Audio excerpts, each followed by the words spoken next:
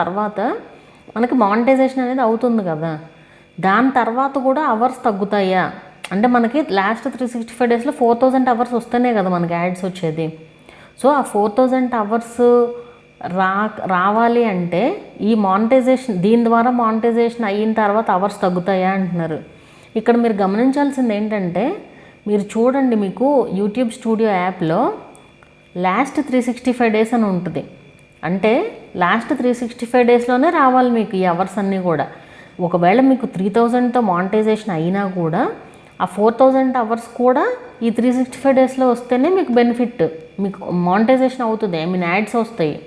లేదంటే మీకు last 365 days తర్వాత రోజు అంటే ఆ ముందు రోజు వచ్చిన వ్యూస్ అన్నీ తగ్గిపోతాయి అన్నమాట. అంటే లాస్ట్ 365 డేసే ఉంటాయి, ఆ ముందు 366th డే ముందు వచ్చిన వ్యూస్ ఉంటాయి కదా అవర్స్, అవి తగ్గిపోతాయి అన్నమాట.